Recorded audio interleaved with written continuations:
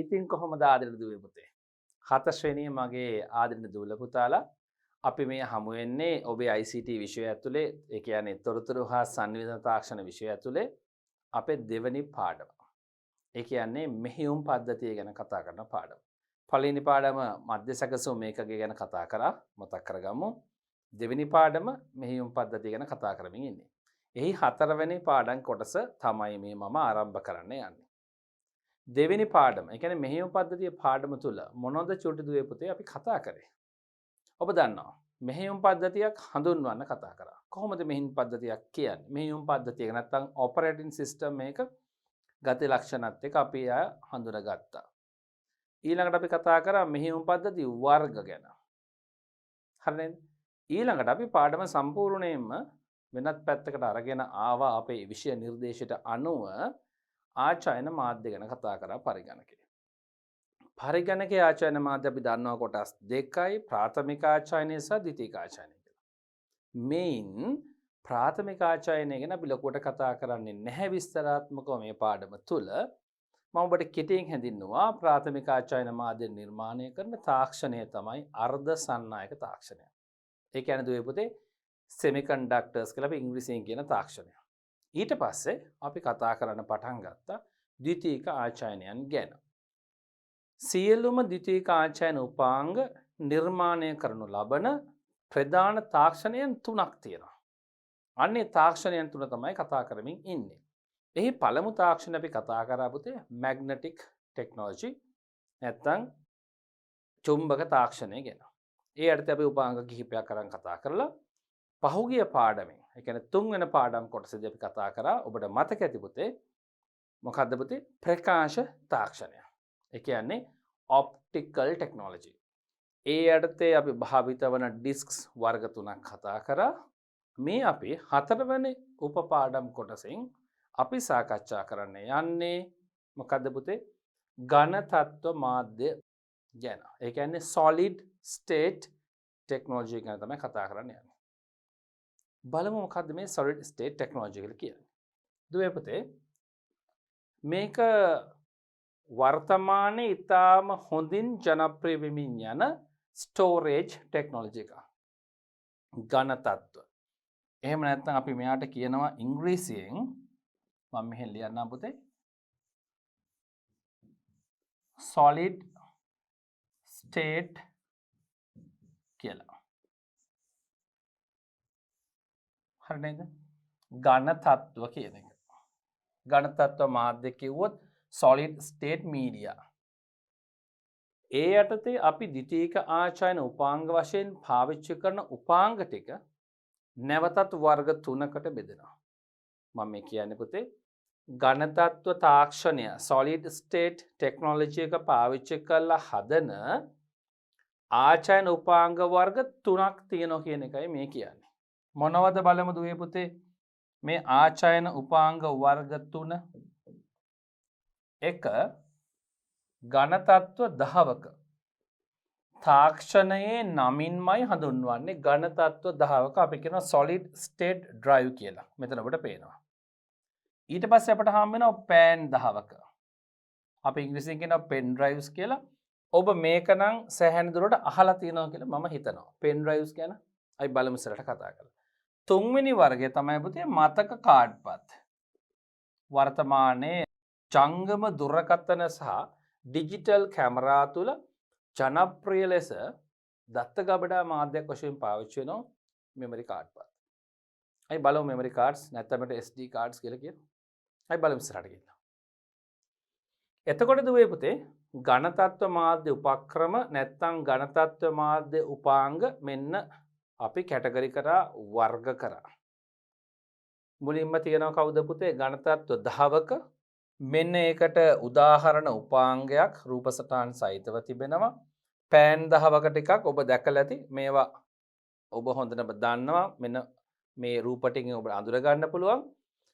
Memory cards මෙන්න රූප ටිකක් තියෙන ඔබට අඳුර ගන්න පුළුවන්. අපි මේ එක එක්කෙනා වෙන වෙනම අරගෙන සාකච්ඡා කරලා බලමු දුවේ පුතේ. ඝන තත්ත්ව 10ක solid state drive ගත්තොත් පුතේ මේකත් ආකාර දෙකයි. මට මෙතෙන්දි කියන්න කරුණු කිහිපයක් තිබෙනවා. මම එකින් එක කියන්න. මට කියන්න තියෙන පළවෙනි කරුණ තමයි දුවේ පුතේ මම මෙහෙන් සටහන් කරන්න. පරිගණක අපි පාවිච්චි කරනවා HDD කියලා එකක්. මොකද්ද පුතේ? hard disk drive. අපි කතා කරා චුම්බක තාක්ෂණය නිර්මාණය කරන ලද දෘಢ තැටි ධාවකය. මෙය තමයි පරිගණකයේ තිබෙන ප්‍රධානතම ද්විතීයික ආචායන උපාංගය. ඒ තුළ තමයි අපි මෘදුකාංග ස්ථාපනය කරන්නේ මෙහෙයුම් පද්ධතිය නැමැති මෘදුකාංගයත් එක්ක. හරි නේද? වර්තමානයේ වන විට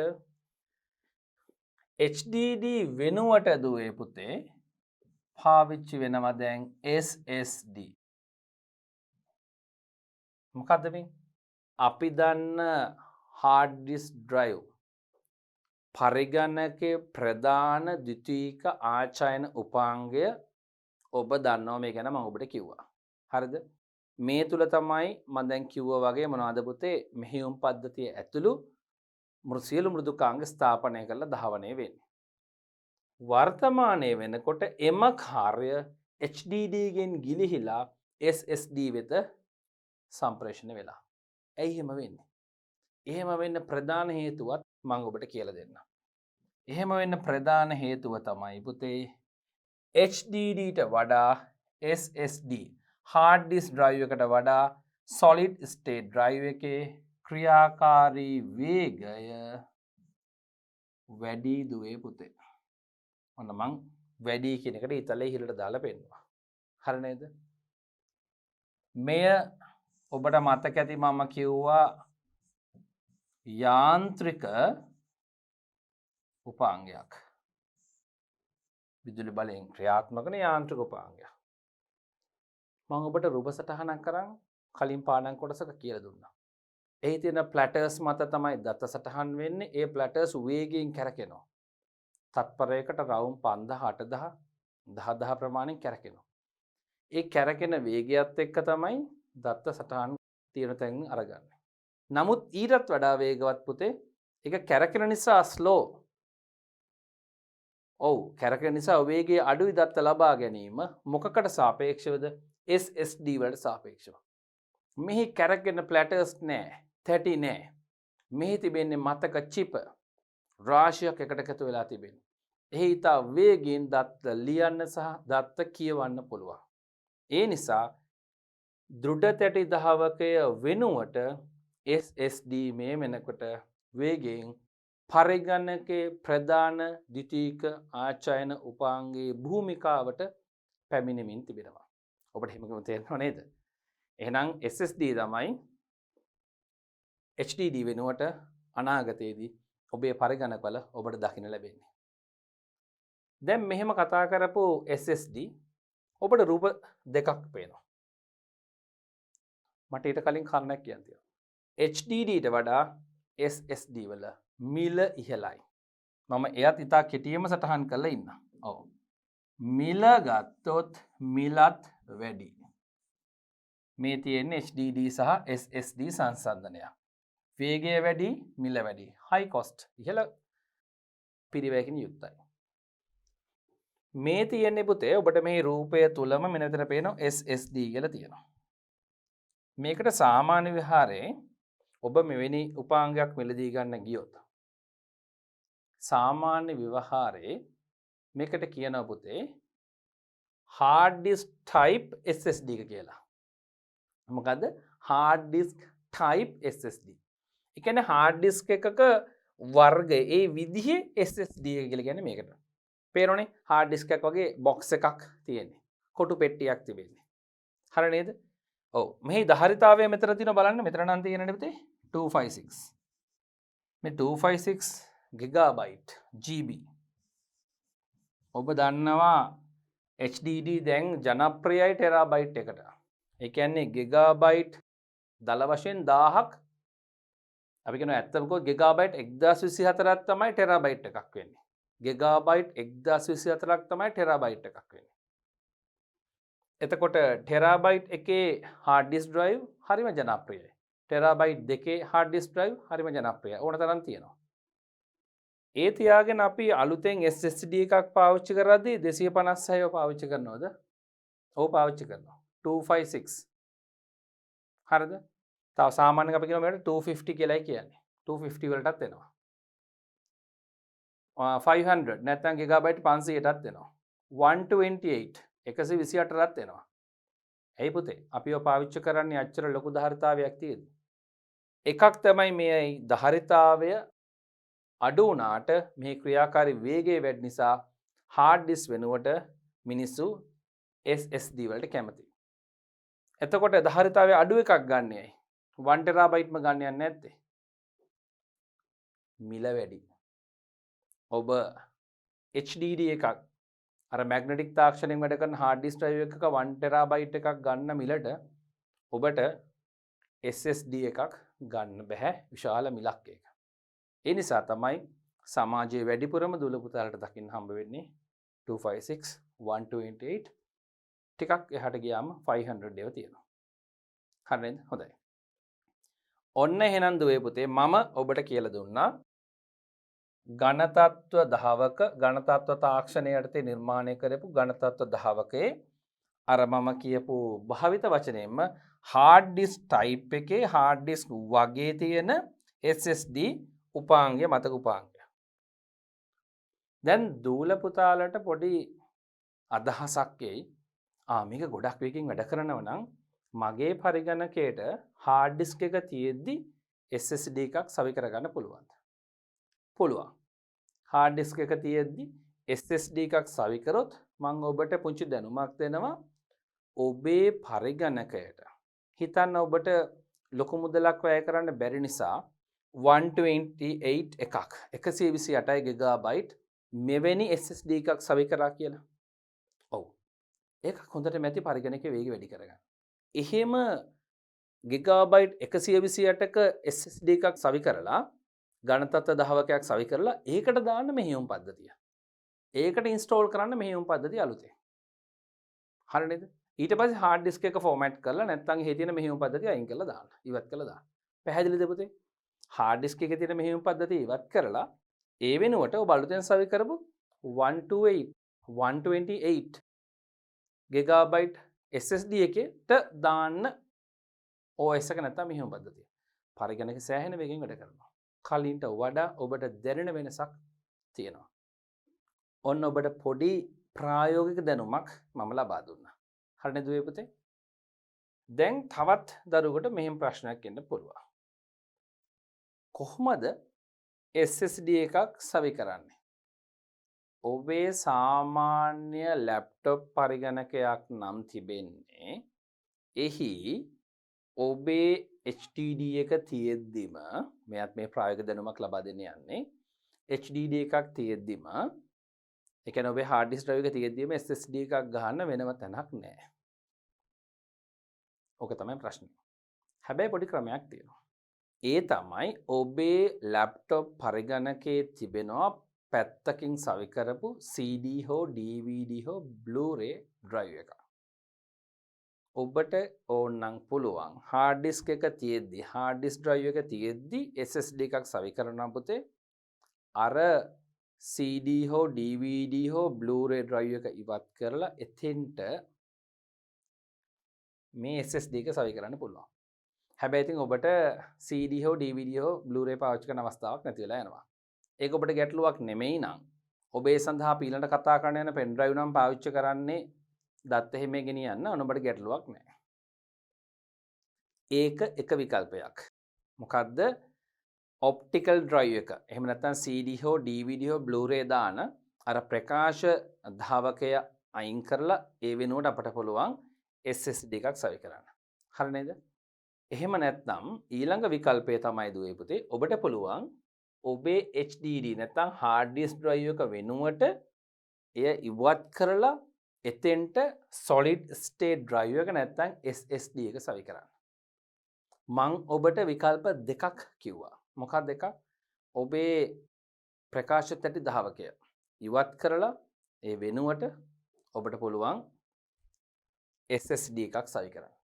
එහෙම නැත්නම් ඔබේ දැනට තිබෙන දෘಢ තැටි ධාවකය ඉවත් කරලා ඒ වෙනුවට SSD එකක් සවි කරන්න පුළුවන්.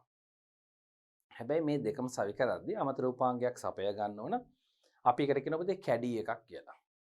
ඔබේ වචනින් ඉල්ලන්න වෙළඳ පොලේ ගිහලා වැඩි හිටියෙක් එක්කනේ කොහොමත් ඔබ යන්නේ මේක මිලදී ගන්න. කැඩි එකක් මිලදී ගන්න ඕන. මොකද හાર્ඩ් ඩිස්ක් ඩ්‍රයිව් එකේ ප්‍රමාණය ලොකුයි, SSD එක භෞතික ඊට වඩා පොඩි.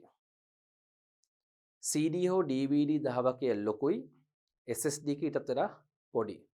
මෙන්න මේ භෞතික නොගැලපීමට හරියන්නේ කැඩී කියලා. CADDY කියලා කියනවා. මේ කැඩී එක ඇතුළට තමයි අපි SSD එක සවි කරන්නේ. ඊට පස්සේ ඒ SSD එක ඒ කැඩී එකත් එක්ක අපි CD හෝ DVD drive එක වෙනුවට හෝ hard disk drive එක වෙනුවට සවි කරන්න පුළුවන්. කිසි ගැටලුවක් නැහැ.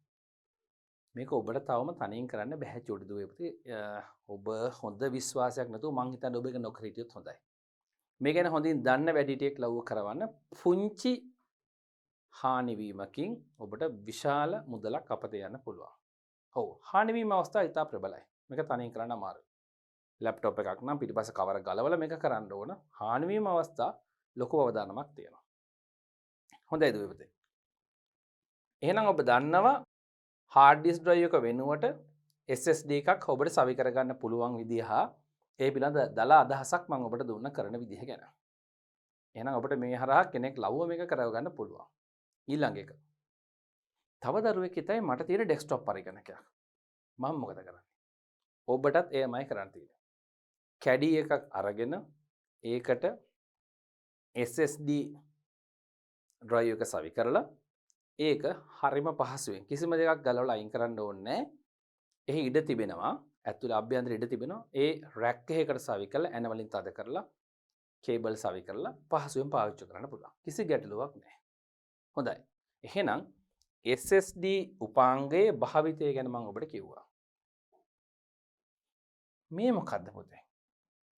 ඔබ දන්නවද මේ SSD උපාංගයේ භාවිතයට එනකොටම එය පැමිණියත් එක්කම එයාට ආදේශකයක් ආවා. එයාට ආදේශකයක් ආවා. ඒ තමයි දුවේ පුතේ මේකට අපි කියනවා NVMe කියලා. මොකද්ද? NVMe. මම මේ ඔබට දීලා තියෙන්නේ පුතේ NVMe එකක් අනෙක් පැත්ත මෙහි පරිපත පේරණ පැත්ත මෙහි අනිත් පැත්ත ගත්තොත් එහි ස්ටිකර් තියෙනවා. මේ වගේ ස්ටිකර්ස් තියෙනවා. මෙහි වෙළඳ නාම සහ සියලු කරුණු සටහන් වන ධාරිතාවේ සටහන් වන අන්න ඒ පැත්තේ NVMe කියලා තියෙනවා. හරි නේද? NVMe එක මේ SSD තාක්ෂණයේම තවත් නිෂ්පාදනයක්. ප්‍රමාණය කුඩයි. හරියට RAM කාඩ් එකක් වගේ. ඇත්තටම කිව්වොත් RAM කාඩ් එකකට වඩා පොඩ්ඩක් පොඩි. ලැප්ටොප් RAM කාඩ් එක ප්‍රමාණයට සමානයි. හරි නේද? හොඳයි. සවි කරන්නේ දුවේ පුතේ මෙන්න මේ කොටසෙන් තමයි සවි වෙන්නේ. මෙන්න මේ ඉන්ටර්ෆේස් එකේ. මේ ඉන්ටර්ෆේස් එකේ තමයි කේබල් සවි වෙන්නේ. NVMe එකක මෙන්න මේ ඉන්ටර්ෆේස් එකේ තමයි මෙතන කේබල් නැහැ. කෙලින්ම සොකට් එකකට සවි වෙනවා. හරි නේද? රයිට්. විවරයකට සවි වෙනවා. එහෙනම් දූල පුතාලට මම ඝනතත්ව දහවක යටතේ කියලා දුන්න මෙන්න එකිනෙකට වෙනස් භාවිතයන් සහිත හැඩයන් සහිත නමුත් සමාන තාක්ෂණ නිර්මාණය කරපු උපාංග දෙකක්. මේ NVMe එකෙත් පුතේ දැන් එනවා M.2 කියලා එකක්. ඔබ දැනට කෙටියෙන් එහෙම මතයා ගන්න. NVMe එනවා NVMe එකේ එනවා පුතේ M.2 කියලා එකක්. තාක්ෂණය වේගෙන් වෙනස් වෙනවා. ඔබ මේ නම් මතක තබා ගන්න ඔබට ඒකට ප්‍රයෝජනවත්. මම මේ බාහිර ඔබ ළඟ තිබිය යුතු බාහිර තොරතුරු තාක්ෂණ සමාජයත් එක්ක ගැටෙද්දී ඔබ ළඟ තිබිය යුතු දැනුමක් තමයි එකතු කරේ. එහෙනම් දුවේ පුතේ SSD සහ NVMe මේ SSD තාක්ෂණය යටතේ නිර්මාණය වෙලා එන ද්විතීයික ආචායන උපාංග ගැන මම ඔබට හොඳ පැහැදිලි කිරීමක් කළා. අපි යමු පුතේ pen drives ගැන කතා කරන්න. පෑන් දහවක USB තාක්ෂණය මොන තාක්ෂණද දුවේ පුතේ?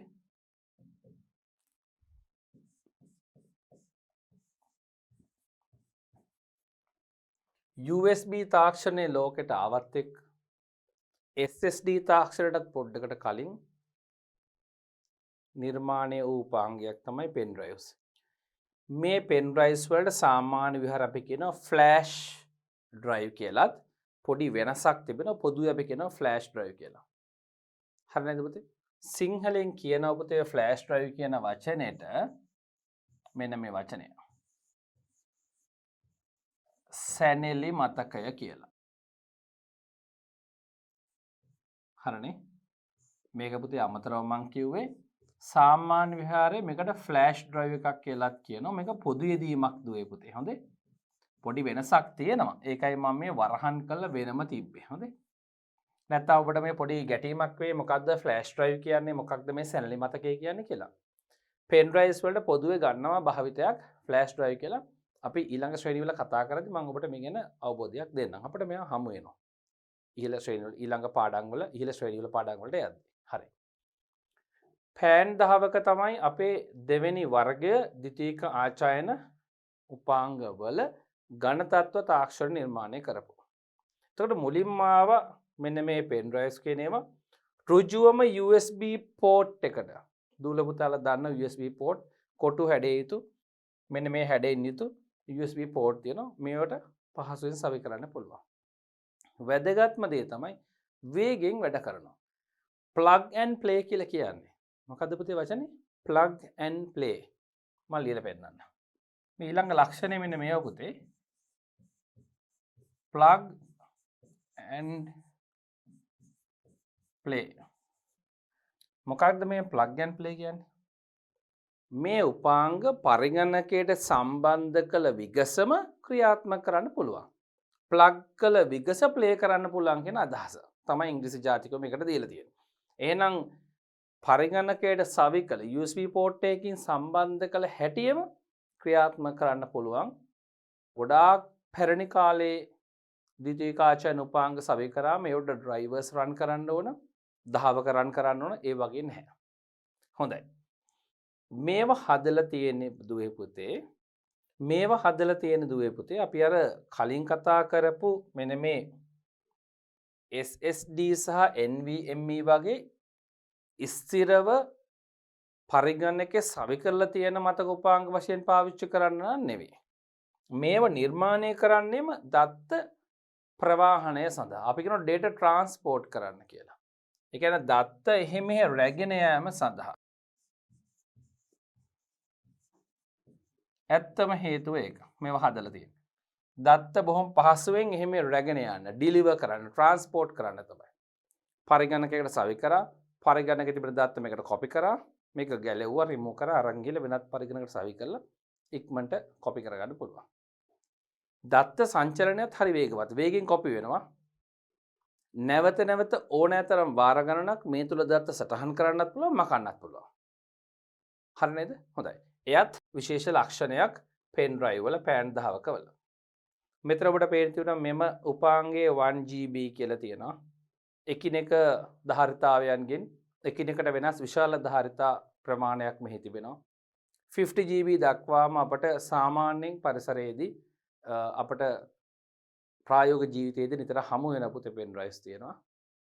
එහෙනම් දත්ත පහසුවෙන් එහි මේ රැගෙන යාම සඳහා භාවිත වන plug and play සවිකල විගස ක්‍රියාත්මක වන USB පෝට් එකකට සවිකලන්න ඕන සවිකල හැකි පහසු භාවිතයකින් යුතු ද්විතීයික ආචායන උපාංගයක් තමයි solid state කියන තාක්ෂණයෙන් solid state කියන ටෙක්නොලොජියෙන් නිර්මාණය කරපු උපාංගයක් තමයි පෑන් දහවක කියලා අපට හඳුන්වන්න තියෙන්නේ.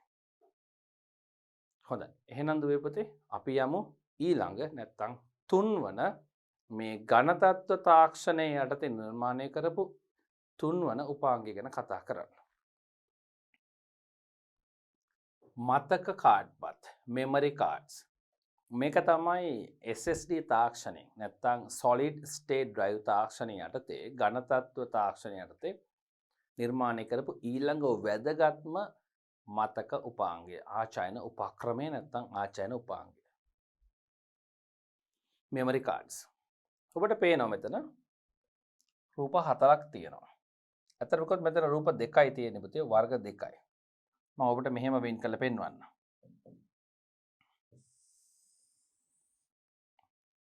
ප්‍රමාණයන් දෙකක්. මම ඔබට මේ රූපේ තෝරගත්තේ බලන්න පුතේ. ධාරිතාවය ගත්තොත් මෙයත් ගිගාබයිට් 64යි. මෙයත් ගිගාබයිට් 64යි. ගිගාබයිට් 64ක මෙමරි කාඩ් එකක් SSD තාක්ෂණයෙන් හදපු. මේවට කියනවා බලන්න පුතේ SD කාඩ් කියලා. මේකට කියනවා මයික්‍රෝ SD කාඩ් එක. මේකට SD කාඩ් එක. අන්න වෙනස. මේ ශුද්‍ර SD කාඩ්. මේක සාමාන්‍ය SD කාඩ් එක. මේක තරමක් ලොකුයි පුතේ. හරිනේද? මේක තරමක් ලොකුයි. ඔබේ ස්මාර්ට් මොබයිල් ෆෝන් වලට අපි දාන්නේ පුතේ මෙන්න මේ මයික්‍රෝ SD එක. ස්මාර්ට් ෆෝන්ස් වලට ගොඩක් ලොකුයි දාන්න බෑ. පුංචි චිප් එකක්. මෙන්න මේ ඇඟිල්ලක් උඩ තැබිය හැකි තරම් පුංචි චිප් එකක් මේක. හරි නේද? හැබැයි ඔබ බලන්න පුතේ ධාරිතාවය ගිගාබයිට් 64යි. අර ලොකු තාක්ෂණයක් ඇති නේද? ධාරිතාවය ගිගාබයිට් 128ට ඔබට ලබා ගන්නත් පුළුවන් මයික්‍රෝ SD. මෙහෙම හිතන්න පුතේ. මම ඔබට කිව්වා පෙන් ඩ්‍රයිව්ස් ඒ වගේම මේ SSD බලන්න ගිගාබයිට් 256යි. මං කෝ 128 ඒවත් තියෙනවා කියලා. ඒතර 128 ගිගාබයිට් 128ක SSD NVMe තියෙනවා වගේම ඊට වඩා භෞතිකව ඉතා පුංචි චිප් එකක් වන පුංචි මතක චිපයක් වන SD කාඩ් තියෙනවා. ඔබට 128 ගිගාබයිට් වලින් ලබා ගන්න පුළුවන්. හරිද දුවේ පුතේ? මේ ප්‍රමාණය වැඩිපුරම ඔබට හම්බෙන්නේ ඩිජිටල් කැමරාවල ද්විතීයික ආච්ඡායනය වශයෙන්. එහි වීඩියෝ කරන වීඩියෝ දර්ශන සහ ලබා ගන්නා ඡායාරූප ගබඩා කරන ආච්ඡායන මාධ්‍ය තමයි SD කාඩ්. මෙයත් 128ක් 256ක් ප්‍රමාණ වලින් 512ක් 500 ප්‍රමාණ වලින් ලබා ගන්න පුළුවන්. ගිගාබයිට් මම මේ කියන්නේ. හරිද දුවේ පුතේ? එතකොට මම ඔබට කිව්වා මේවා ඩිජිටල් කැමරාවල පාවිච්චි වෙනවා. විශේෂයෙන් ඔය වීඩියෝ රෙකෝඩින්ග්ස් වලට සෑහෙන්න පාවිච්චි වෙනවා. මේවා ස්මාර්ට් ෆෝන්ස් වලට පාවිච්චි වෙනවා. SSD තාක්ෂණයෙන් නිර්මාණය කරපු මතක කාඩ්පත් වර්ග දෙකක් තමයි මම ඔබට හඳුන්වලා දුන්නේ. පැහැදිලි නේද දුවේ පුතේ? මට මෙතන දූල පුතාලට කෙටියෙන් කියන්න තව අමතර යමක් තියෙනවා. ඒ තමයි ඔබ හිතන්න ඔබ ගාව තිබෙන මයික්‍රෝ SD කාඩ් එකක්. මේ මයික්‍රෝ SD කාඩ් එකක් මේ විදිහටම ඔබට පරිගණකයට සම්බන්ධ කරන්න බෑ. එහි තිබෙනවා SD කාඩ් සම්බන්ධ කරන්න පුළුවන් සාමාන්‍ය ලැප්ටොප් පරිගණක ගැන මම මේ කියන්නේ විවරයක් තියෙනවා. SD කාඩ් සම්බන්ධ කරන්න පුළුවන්. සාමාන්‍යයෙන් එහි ප්‍රමාණය මෙන්න මේ SD කාඩ් එකක් සම්බන්ධ කරන්න පුළුවන් ප්‍රමාණය. ඒ කියන්නේ මේ ප්‍රමාණය මේ භෞතික ප්‍රමාණය SD කාඩ් තමයි ලැප්ටොප්ස් වලට සම්බන්ධ කරන්න පුළුවන් විදිහට විවරයක් හදලා තියෙන්නේ. මේ වගේ මයික්‍රෝ SD කාඩ්ස් බැහැ පාවිච්චි කරන්න. මේක පුංචි වැඩි. ඒතර ඔබ ගාව තියෙන මයික්‍රෝ SD එකක් නම් කොහොමද ඔබේ ලැප්ටොප් පරිකරණයට සම්බන්ධ කරන්නේ? ඒකට දුවේ පුතේ තිබෙන හොඳ විසඳුමක් තමයි හොඳයි. ඒකට අපි කියනවා පුතේ මෙන්න මෙහෙම අපි කියනවා SD කාඩ් ඇඩැප්ටර් එකක් යූස් කරන්න කියලා. මම මේ ඔබට ප්‍රායෝගික දැනුමක් දෙන්න උත්සාහ කරන්නේ. මෙන්න මේ ප්‍රමාණෙම මේ හැඩයම මේ විදිහටම චිප්ස් පරිගණකයට සම්බන්ධ කරන්න අවශ්‍ය ඉන්ටර්ෆේස් එකක් තියෙන ඇඩැප්ටර්ස් තියෙනවා. එහි මතකයක් නැහැ. ඇඩැප්ටර් එකක් කවරයක් විතරයි තියෙන්නේ. මේ තුලට මෙන්න මේ පැත්තෙන් හරිය නේද? මේ දෙපැත්ත මේ පෙන්නන්නේ මෙන්න මේ දිශාවෙන් පුළුවන් මේ මයික්‍රෝ SD කාඩ් එක ඇතුල් කරන්න. දැන් ඔයාලට තේරෙනවා. හරිය නේද? මේ මයික්‍රෝ SD කාඩ් එක මෙහෙම මේ හැඩයට තියෙන මං කියන්නේ පුතේ SD කාඩ් එකක් නෙවෙයි SD ඇඩැප්ටර් එකකට මේ මයික්‍රෝ SD එක සවි කරලා මේ ඇඩැප්ටර් එක අපට පුළුවන් ලැප්ටොප් පරිගණකයට සම්බන්ධ කරන්න. පැහැදිලිද දුවේ පුතේ? මේ විදිහට කළා අපට පුළුවන් අපේ සාමාන්‍ය මයික්‍රෝ SD කාඩ් එක ලැප්ටොප් පරිගණකයකට සම්බන්ධ කරන්න. ස්මාර්ට් ෆෝන් එකට සම්බන්ධ කරන්නත් පුළුවන්, ලැප්ටොප් පරිගණකයට සම්බන්ධ කරන්නත් පුළුවන්. සමහර දුවෙක් පුතෙක් කියයි මගේ ලැප්ටොප් එකේ නම් එවැනි විවරයක් SD කාඩ් ස්ලොට් එකක් නැහැ කියලා. ගැටලුවක් කරගන්න එපා. ඔබට තිබෙන්නේ USB පෝට් එකකින් සම්බන්ධ කරන්න පුළුවන් SD කාඩ් රීඩර්ස් තියෙනවා. විශාල මුදලක් වෙන්නේ නැහැ. කොටු හැඩයට හෝ දිගටි SD කාඩ් රීඩර්ස් තියෙනවා. එවැනි රීඩර් එකක් වෙළඳපොළෙන් මිලදීගෙන එයට ඔබේ මෙන්න මේ මයික්‍රෝ SD කාඩ් සවි කරන්නත් විවරයක් තියෙනවා. සාමාන්‍ය SD කාඩ් සවි කරන්නත් විවරයක් තියෙනවා. ඒ වගේ එකිනෙකට වෙනස් භෞතිකව වෙනස් විවර කිහිපයක් ඒ අපි කිව්ව ඔබට මිලදී ගන්න කිව්ව දැන් මං කිව්ව SD කාඩ් රීඩර් එක තුල තියෙනවා. එකවර චිප්ස් කිහිපයක් මේ වගේ මෙමරි කාඩ්ස් කිහිපයක් වුණත් ඒකට සම්බන්ධ කරලා එය එහි තිබෙන කේබල් එකකින් USB පෝට් එකකින් ඔබේ ලැප්ටොප් පරිගණකයට හෝ ඔබේ ඩෙස්ක්ටොප් පරිගණකයට සම්බන්ධ කරන්න පුළුවන්. දැන් තේරුණාද? ලැප්ටොප් පරිගණකයක්ම විය යුතු නැහැ. ඩෙස්ක්ටොප් පරිගණකයට උනත් මේ මයික්‍රෝ SD කාඩ් එකක් හෝ සාමාන්‍ය SD කාඩ් එකක් සම්බන්ධ කරන්න පුළුවන්. ඔබට මේක තාම හොඳින් තේරෙනවා. ඒ නිසා තමයි මෙයට කියන්නේ මොකද්ද පුතේ? පරිගණකයේ ද්විතීයික ආචායන උපාංගයක් කියලා. හොඳයි දුවේ පුතේ. එහෙනම් ඔන්න මම ඔබට පැහැදිලි කරලා අවසන් කරා පරිගණකයේ ආචායනයන්ගෙන් ද්විතීයික ආචායන උපාංග නිර්මාණය කරන තාක්ෂණයන් තුනම ඔබට පැහැදිලි කරා. මොනවද ඒ තාක්ෂණයන් තුන පුතේ? චුම්බක තාක්ෂණය, magnetic technology, ප්‍රකාශ තාක්ෂණය, optical technology, ඝන තත්ත්ව තාක්ෂණය, solid state technology. ඒ යටතේ උපාංග වෙන වෙනම ඔබට මම අරකට පැහැදිලි කරා වර්තමානයේ ජනප්‍රිය ලෙස භාවිත වන. එහෙනම් දුවේ පුතේ අපි අපේ මේ මෙහෙයුම් පද්ධතිය පාඩමේ මේ storage devices ගැන කතා කරලා ඉවරයි. මේ වර්ග කිරීම ආරම්භ කරන තැන මම ඔබට කිව්ව දුවේ පුතේ ප්‍රාථමික ආචායනයන් නිර්මාණය කරන තාක්ෂණය වශයෙන් semiconductors එහෙම නැත්නම් අර්ධ සන්නායක භාවිත කරනවා කියලා. ද්විතීයික ආචායනයන් නිර්මාණය කරන්න එහෙම එක තාක්ෂණයක් නෙමෙයි තාක්ෂණයන් තුනක් භාවිත කරනවා කියලා මම කිව්වා. මම ඔබට නැවත නැවත කියනවා මේක පොඩ්ඩක් ඔබට මත තබා ගන්න අවශ්‍ය උසස් කොටසක් නිසා දැනුමේ. එම තාක්ෂණයන් තුන තමයි පුතේ චුම්බක තාක්ෂණය ඉංග්‍රීසියෙන් කියනවා magnetic technology, දෙක ප්‍රකාශ තාක්ෂණය අපි ඉංග්‍රීසියෙන් කියනවා optical technology, තුන ඝන තත්ත්ව තාක්ෂණය අපි ඉංග්‍රීසියෙන් කියනවා solid state technology කියලා. මේ තාක්ෂණයන් තුනෙන් තමයි දුවේ පුතේ ද්විතීයික ආචායන උපාංග ඒ කියන්නේ පරිගණකය හා භාවිත කරන ද්විතීයික ආචායන උපාංග වර්තමානයේ නිෂ්පාදනය කරන්නේ. මේ අතරින් වඩා ජනප්‍රිය වෙමින් ඉදිරියට වේගෙන් ගමන් කරලා යනවා පුතේ සංවර්ධනය වෙනවා ඝන තත්ත්ව තාක්ෂණය. හේතුව එය අනෙක් තුනටම වඩා වේගවත්. ඇත්තම කිව්වොත් ප්‍රකාශ තාක්ෂණයත් මැග්නටික් නැත්නම් චුම්බක තාක්ෂණය කියන දෙකම ක්‍රියාත්මක වෙද්දී යාන්ත්‍රික කොටසක දායකත්වය අවශ්‍ය වෙනවා. දෘඩ තැටියේ ප්ලැටර්ස් කියන තැටි වේගෙන් කරකවන්න ඕන.